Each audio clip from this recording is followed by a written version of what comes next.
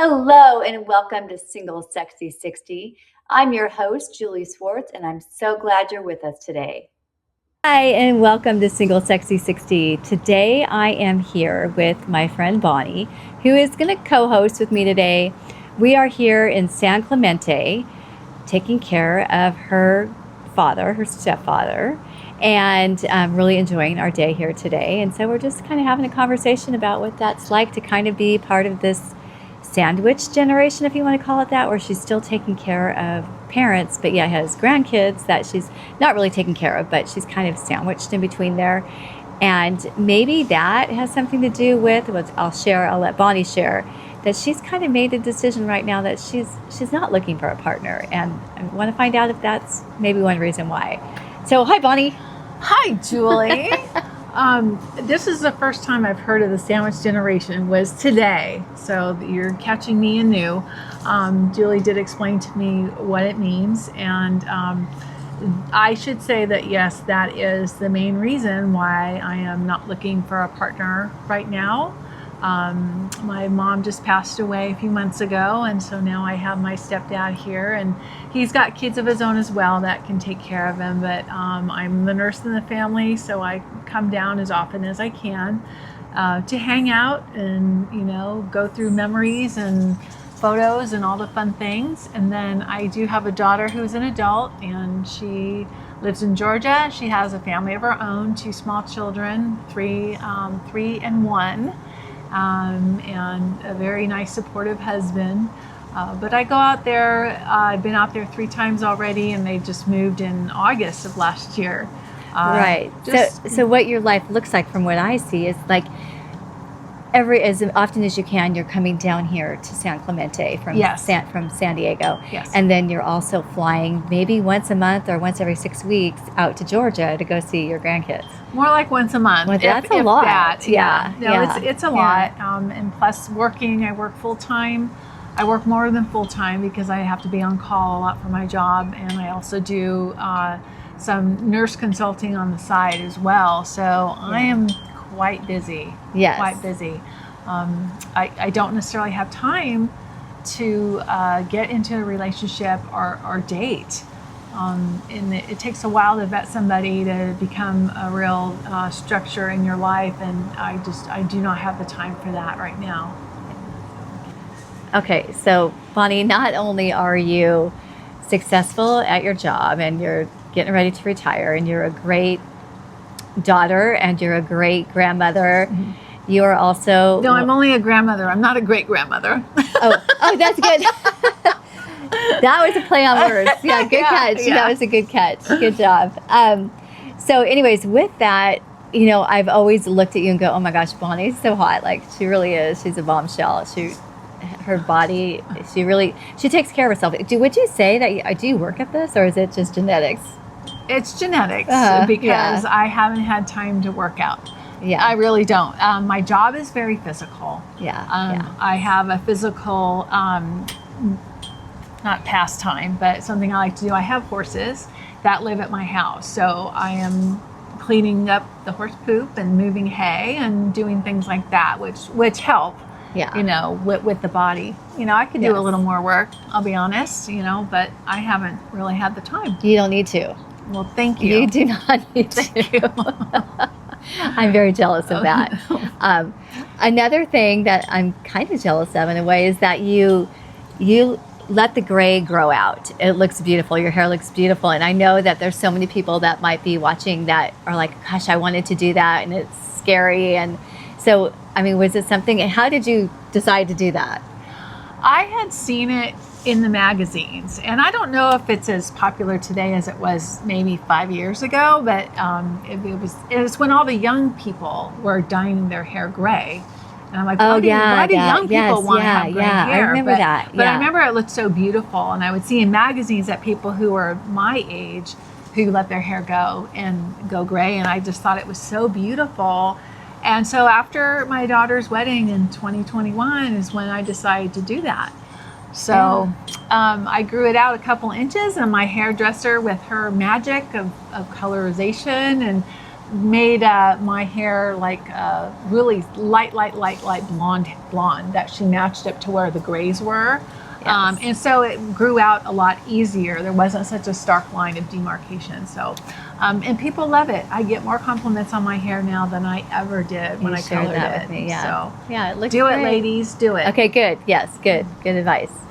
Okay, so I love that you say you're totally happy with yourself, and you should be, of course. But is there a part of you, like deep down inside, that wishes that you had a partner or found love? Is there a part inside of you? Yeah, I think so. Just, when you're a little girl and you dream of growing up and having the prince and, living happily ever after, that would be nice. Right. That would be nice. Yes. Or to share, the fun times with, travel with. Deep down. Yeah. But I know I can do this myself, but it would be nice to have, a friend or somebody to come along with. Yeah. Did you ever think that at 60 years old, this is what your life would look like? Me either. No. Me either. I thought I would be in a relationship. I thought I'd be married again by now, and still, having my grandkids and all the fun Yes. stuff. That's what I always thought. I'd be in a rocking chair with grandkids and a moo-moo, right?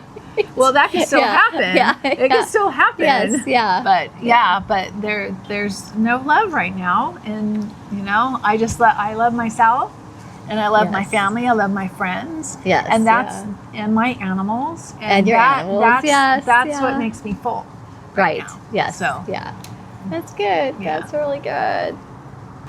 Okay, so I do want to talk about, I know that you have been in some relationships, and the last one you were in, it was a guy that I knew. I was, went out with you guys every once in a while. We celebrated your birthday together, and that one kind of imploded, and it kind of shocked all of us. So, what can me as well. yeah. So share. Why don't you share a little bit about that? Well, this is somebody that I met on Facebook dating. I think it was Facebook dating. I don't remember which one it was. Yeah, I want people to share where they meet, or even if they're in a relationship right now, how you met that person, because I think it's important for us to use this information. Like, okay, is Facebook dating working for you or not, or is whatever it is. So thank you for sharing that. Yeah. Okay. And so we met. We had our first date, and we were there for 5 hours. Just talking. Yeah. He was just very gregarious and just very interesting. And so I'm like, I'll go out on second date, third date, whatever. And so we ended up hitting it off pretty well. And around, I don't know if we were into it, about a year is when I booked a cruise, and I invited him to come on the cruise with us. And it was for my sister and my brother-in-law were going, and some of their neighbors, and it was to Alaska. And I thought, well, why not have him come? That would be great. That would be fabulous. He was game. It was all good. And, did he pay his way, or what is that? No, I paid. You paid for him? I paid. Yeah. Did you pay a lot for your dates you would go out? No. Okay. No. I don't know. I'm not dating, so I don't know. What does this look like? I don't remember paying other than the cruise. I don't. He always picked up the tab. That was nice. Yeah. Very nice of him. And I remember people telling me, well, this is going to either make or break your relationship. And I'm like, well, what does that mean? I mean, come on. This is a great relationship. I thought after this cruise, I would kind of know whether or not I wanted to marry this guy. Wow. I mean, and or really pursue long-term with this person.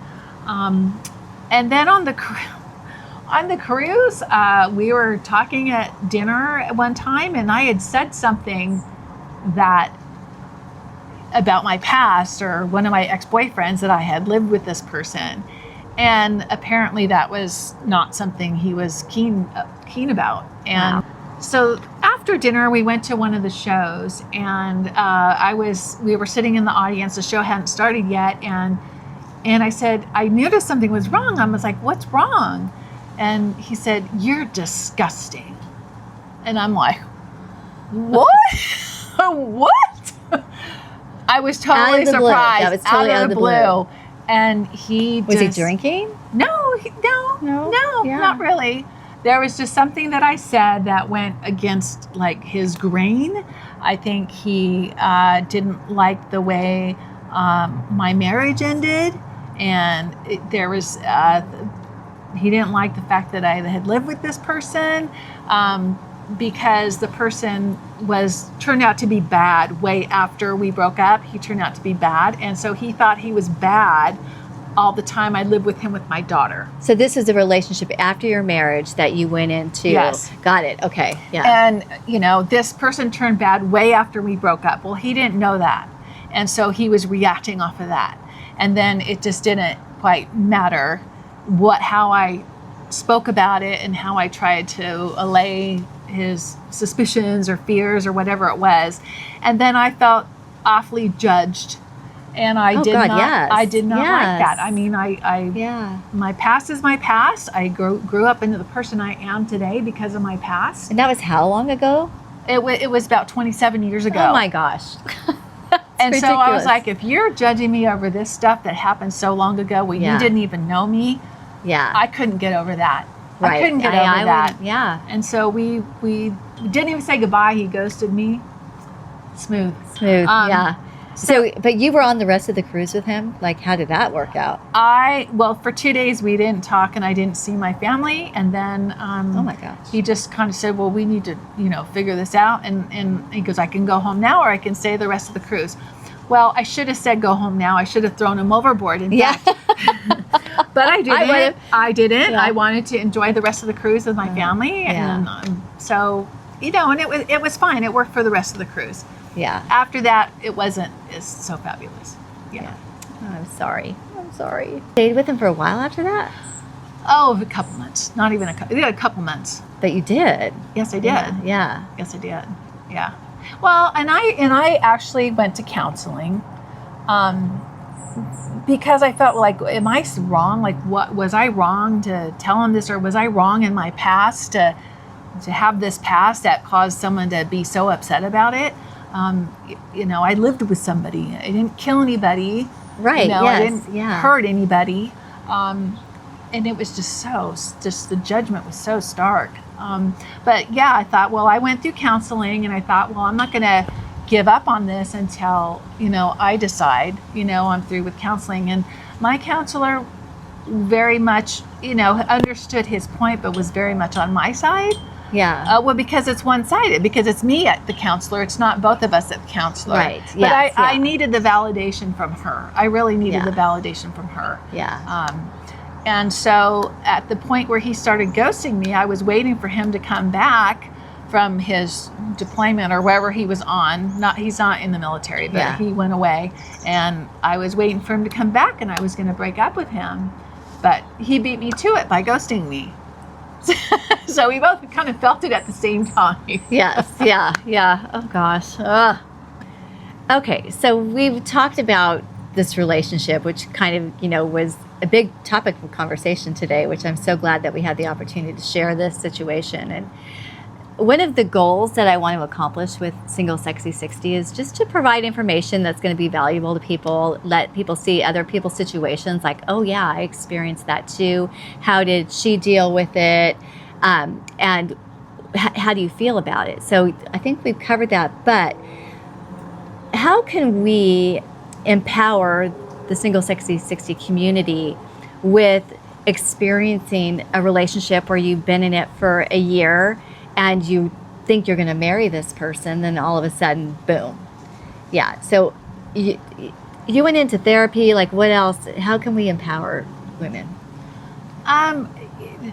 Well, you know your own heart, your own gut. Go with your gut, people. I like that. Yes. Go with your gut. I mean, if you wasted a year, you wasted a year. But, you probably had some good times in that relationship, as I did. So to me, it wasn't a full waste. It was a half waste. Yes. Yeah. I like that. Yeah. So take the good. Yes. And I think it's also important to recognize when things are starting to go south before you allow yourself to get too far into something bad, to see a therapist, talk to a therapist, listen to your gut, go speak to your girlfriends, but definitely don't do nothing, because I think by doing nothing, that's gonna not go good. No. Yeah. And the funny thing is that when I got back from vacation, the friend from work who asked me, who said, this is either going to make or break your relationship, this cruise, he came back, he's like, well, what do you think? And I went, Did he say, I told you? He was right. He was actually a therapist in his former life before I became a nurse. Yes. Yeah. Awesome. Okay. Yeah. So, I mean, seriously, I don't know how I would deal with, although I think I did share with you that I called somebody out on some lies. They were lying to me. And it was the most stupid lie ever. It had nothing to do with anything. And it was about a tennis rating. I mean, it's crazy. Did I tell you the story? Yeah. Yes. Yeah. And I said, well, if you have to tell me what your tennis rating is, because if we're going to play in a tournament together, you need to be that rating. And he said, well, I am. I said, well, I looked on the USTA website and you're not that rating. And he's like, it doesn't matter. I go, it does matter, because you have to have that rating. And he told me to GFY, and I'm like, I have no idea what that means. I had to look it up. What that means. I know what that is. And I didn't know what that meant. And no one has ever said anything like that to me before. And I just said, done. You hurt his ego. I'm done. Yes. Yes. But again, it's just communication. It's like, who cares? And I go, it doesn't matter. I don't care.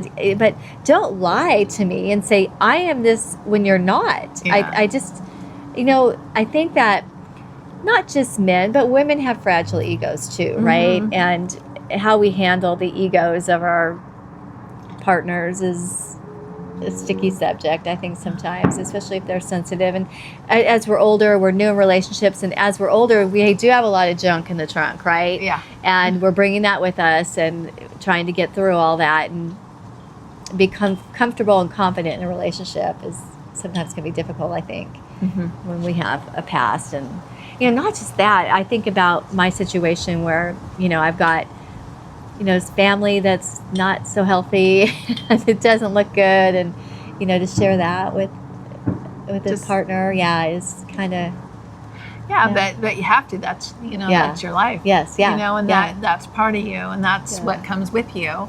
Right. And it will come into your relationship because you see these people. Yeah.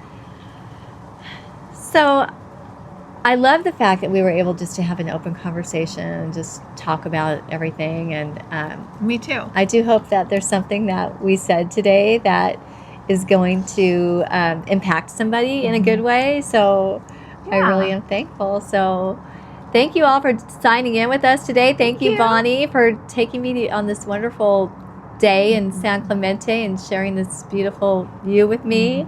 And good night, everybody.